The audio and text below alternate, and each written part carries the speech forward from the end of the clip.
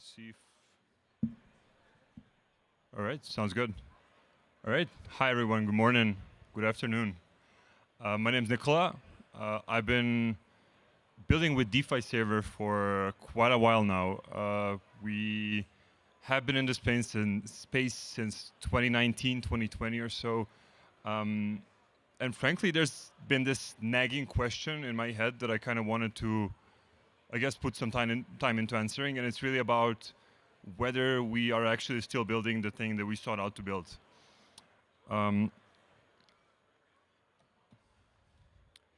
So the original Web3 promise, the original Web3, I guess the idea, it was really a movement that had a technology as its catalyst, but it was really a value-based movement. It was a movement around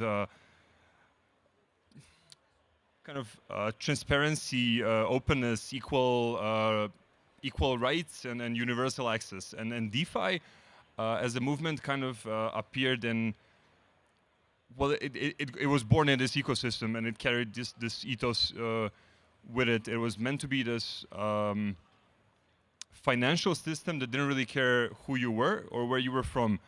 It was MakerDAO was this, I guess, the poster child of DeFi. It was the project that really coined the term, and it was very. What I'm trying to say is, it was very aligned with the decentralized ethos of Web3 in general. It was this fully transparent, fully on-chain project that had a stable coin whose peg was fully owned by the community. It kind of proved that this unbanked mission was actually a reality. That it was actually possible. However, fairly quickly we realized that the project of that kind is kind of hard to scale, in the sense that, well, we needed to execute some compromises to actually get to the millions and the billions.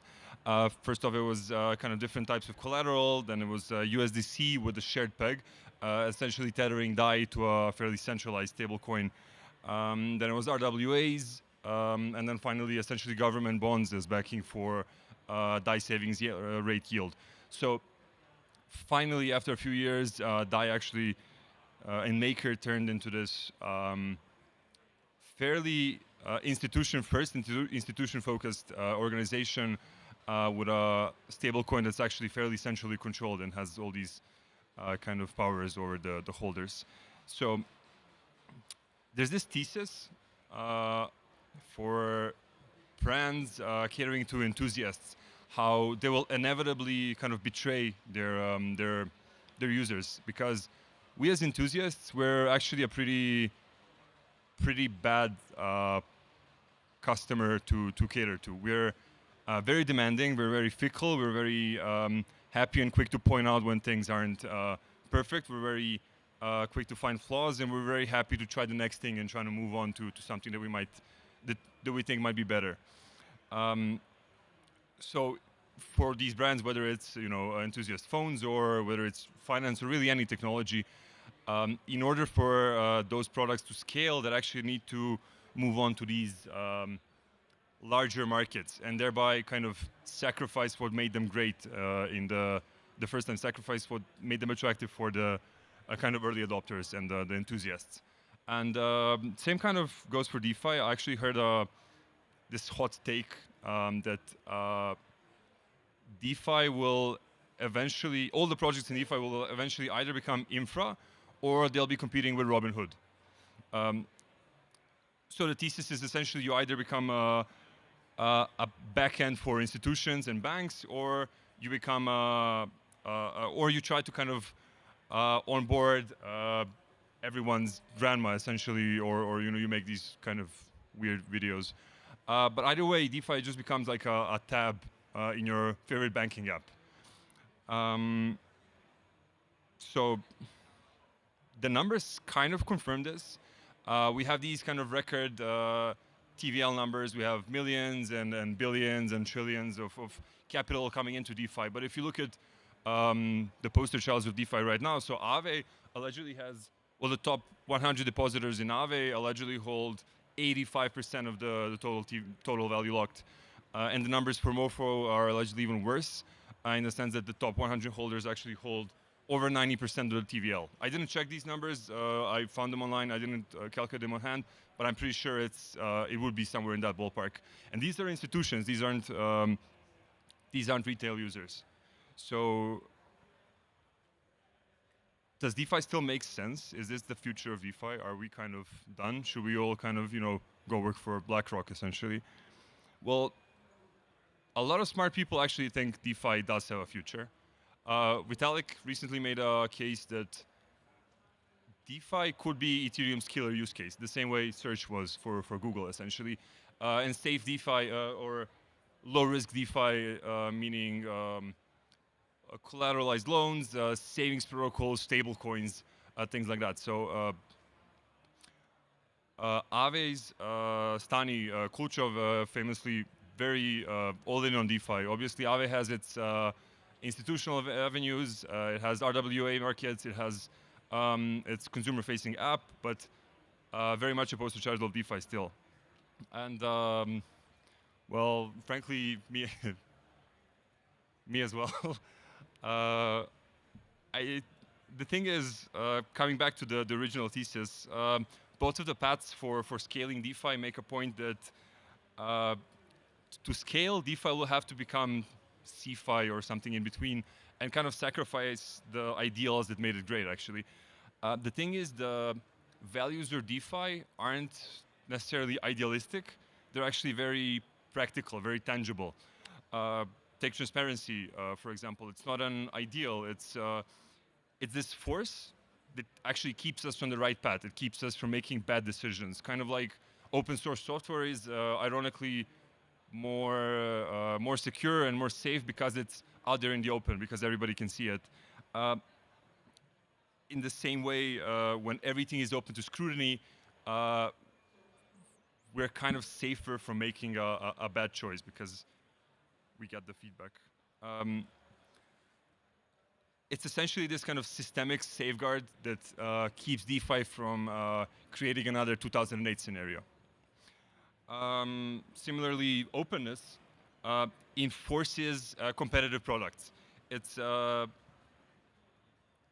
this force that doesn't really allow for closed, walled-off gardens and closed ecosystems in DeFi, because being part of this global open ecosystem, financial system, really makes for a better product.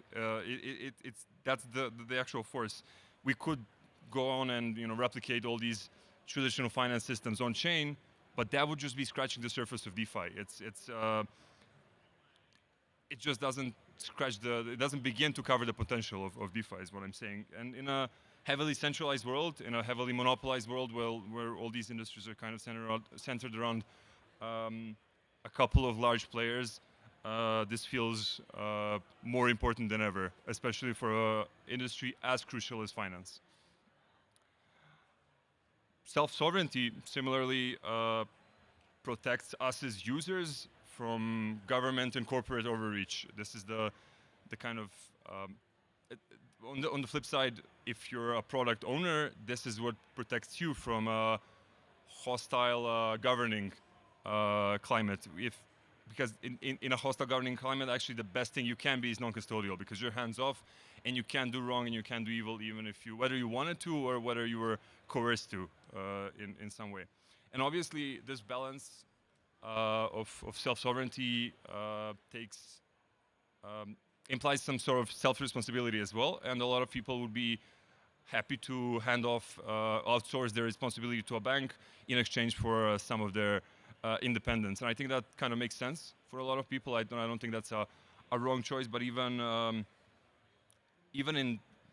in that case, putting banks on blockchain rails essentially makes them more efficient, it makes them more transparent, and makes oversight easier. So it's generally, again, a net positive for us as consumers. The obvious thing about the Aave numbers, if Aave has like around 115,000 depositors, that means there's like around 100,000 users, kind of like us, normal users that have like 4 to 6 digit TVLs, portfolio balances, and they just kind of use this product, they get value out of it. And the infrastructure is there. Transactions are fairly cheap. The protocols are fairly battle tested. They're fairly safe and secure. We know how to make them now. Even wallet UX is getting fairly good. And all these wallets are using all these DeFi products behind the scenes and actually providing, for example, savings protocols to well, to so many people that actually didn't have them beforehand. And yeah, but I mean, if somebody tells you about wallet UX and crypto UX and how it's like this bottleneck and then it sucks, and you know it's like this bottleneck for adoption, just I mean, frankly, tell them to shut up, because it works. We're doing the thing. We are out there. We're banking people. People are actually using this, and there's so many advancements actually being made and actually implemented in the real world that actually make this UX pretty smooth. So you maybe they should go out there and actually use these products and try them and talk to the people and see what they can do better in their own yard and figure out who they're building for. So if you got into DeFi a while ago, based on this promise that you were going to make a difference, whether it's on like even on like some minuscule level, and now you're kind of asking yourself deep down if that was a farce, and if we're kind of doing just TradFi on chain, don't. DeFi is making a difference. It's making a real difference. It's this large equalizing force in the sense that, well, take stable coins. Sure, they provide efficient payment rails in the developed nations on the West, but they also provide access to the global financial system in places where inflation is very high and access doesn't actually exist. Savings protocols, never before did you have savings options that actually gave out the exact same yield whether you had a position of $100 or $100 million. It just didn't exist. They get the exact same equal yield.